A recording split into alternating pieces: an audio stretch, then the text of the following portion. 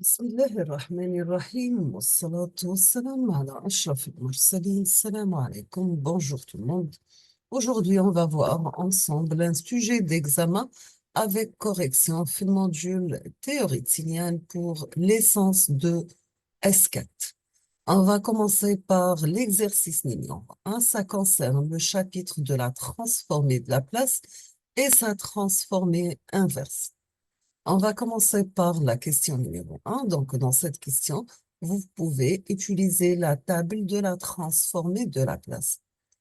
On vous demande de calculer les fonctions correspondantes dans le domaine temporel des fonctions suivantes, c'est-à-dire on vous donne la transformée de la place et on vous demande de calculer la transformée de la place inverse.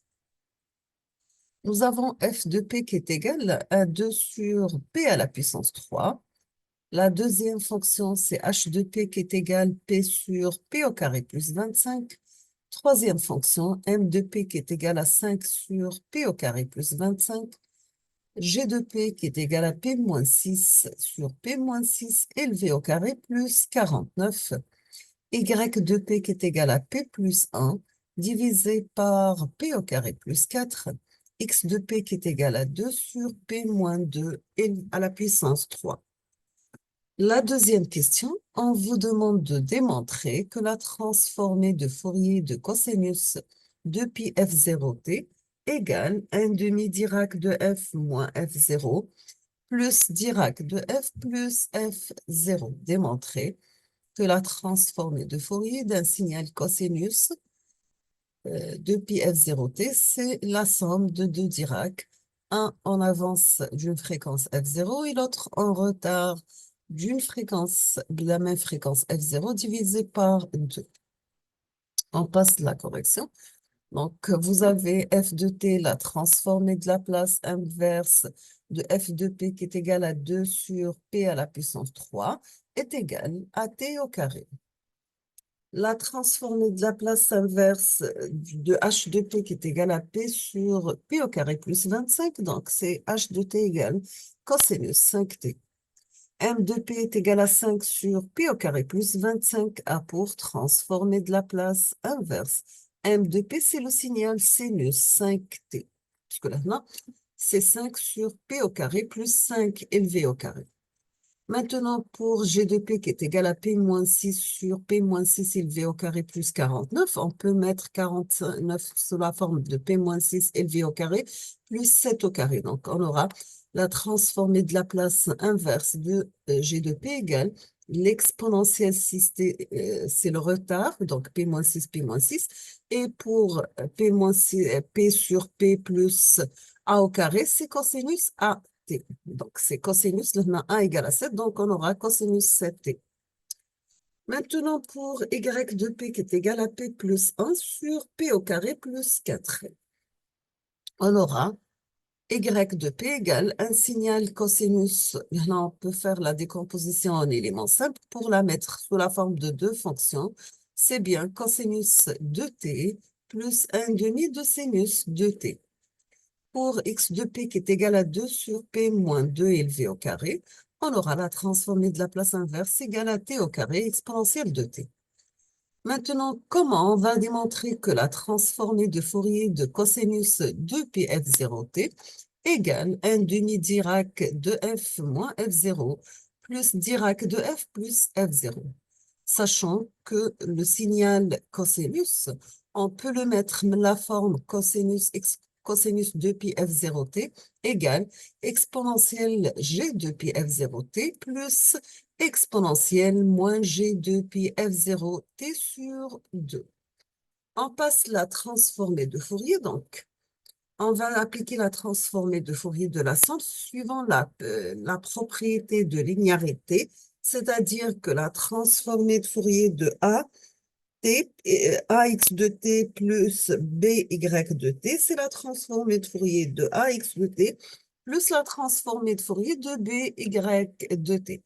Dans ce cas, on obtient que la transformée de Fourier de x de t qui est égale la transformée de Fourier de 1 demi par exponentielle g de pi f0t plus exponentielle moins g de pi f0t Tout simplement, c'est un demi. On va sortir un demi parce que c'est une constante et on va entrer la transformée de Fourier. Donc, c'est un demi transformée de Fourier de exponentielle g depuis f0t plus la transformée de Fourier de exponentielle moins g depuis f0t. Quelle est la valeur de la transformée de Fourier de exponentielle g depuis f0t? C'est bien sûr, c'est Dirac de f moins f0. Maintenant que la transformée de Fourier de exponentielle moins g depuis f0t égale Dirac de f plus f0. À la fin, on obtient que la transformée de Fourier de notre signal cosinus depuis f0t égale 1 demi de Dirac de f moins f0 plus Dirac de f plus f0. D'accord? On passe au deuxième exercice. Dans cet exercice, vous avez une tension V de t défini par V de t qui est égal à 2 plus 10 sinus oméga t plus 10 sur 3 sinus 3 oméga t plus 10 sur 5 sinus 5 oméga t, etc. Donc 7 sur 7 sinus 7t, 10 sur 9 sinus 9 oméga t, etc. Donc la partie impaire. On vous demande de donner la valeur moyenne. Deuxièmement, tracer le spectre en amplitude. Et troisièmement, calculer la valeur efficace. La valeur moyenne de notre signal, c'est bien sûr la première valeur, l'MFIH sinus, donc c'est A2. Le spectre, on va le voir après. Donc, pour la valeur de la valeur efficace, c'est bien sûr la racine de la puissance. Comment on va calculer la puissance de ce signal périodique du type impair? Donc, c'est A0 élevé au carré plus 1 demi la somme de n variable ahdan plus l'infini des coefficients AN élevé au carré. Les coefficients ici, c'est 10 sur 1, 10 sur 3, 10 sur 5, 10 sur 7, 10 sur 9, etc. Donc, on aura, c'est A0 élevé au carré, c'est 2 élevé au carré, 1 demi. A0, c'est 10, donc c'est 10 au carré. A1, c'est 10 sur 3. A2 au carré, donc c'est 100 sur 9. On a 100 sur, 10 sur 5, donc c'est 100 sur 25.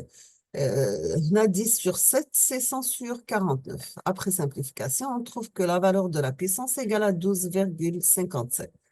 Quelle est la valeur efficace de notre signal? Donc, c'est la racine carrée de la puissance. La racine carrée de 12,57, on trouve c'est 3,54 volts.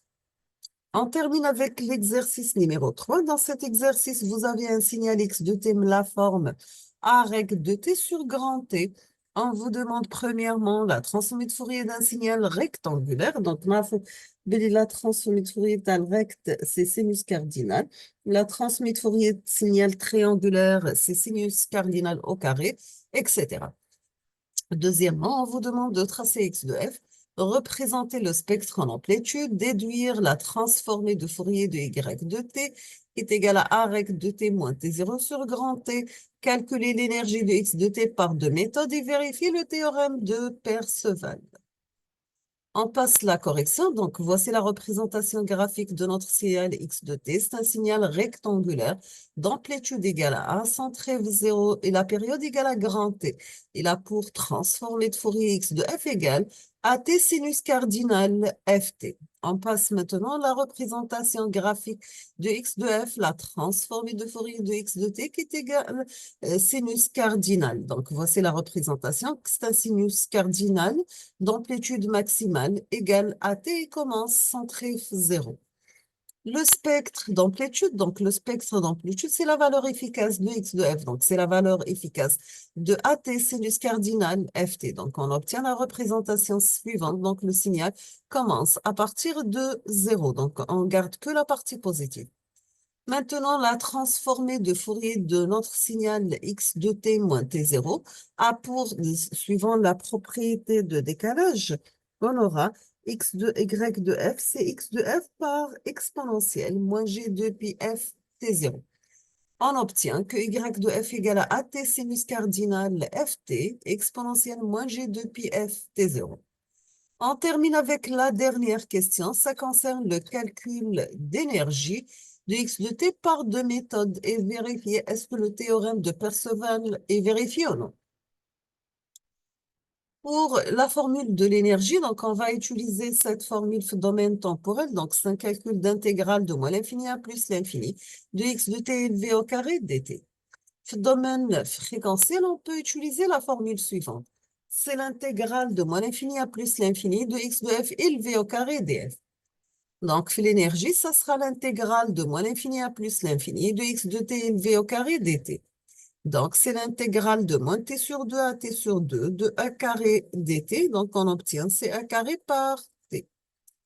Domaine fréquentiel maintenant, c'est l'intégrale de moins l'infini à plus l'infini de x de f élevé au carré df. Donc, on va remplacer x de f par sa valeur.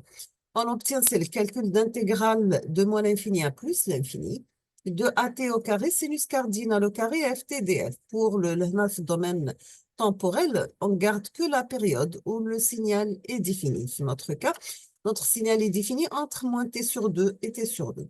On va simplifier ici, donc a carré, t carré, pour notion constante, نقدروا نخرجوها من l'intégrale, يبقى l'intégrale de moins l'infini à plus l'infini de t sinus cardinal au carré ft df. Après simplification, sachant que d'après les propriétés de le sinus cardinal, que l'intégrale de moins l'infini à plus l'infini de t sinus cardinal au carré ft df égale à 1. Donc, on aura à la fin que l'énergie égale A carré par T. هنا normalement كانت عندنا A carré T carré خرجنا واحدة بالانتجرال والأخرى خليناها في الانتجرال.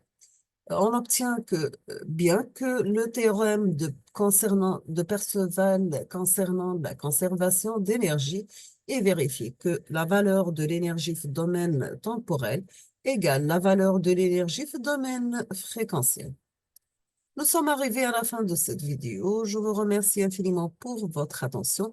N'hésitez pas si vous avez des questions et à la prochaine vidéo. Inch'Allah. نقول لكم أستودعكم الله الذي لا تضيع ودائعه. Merci.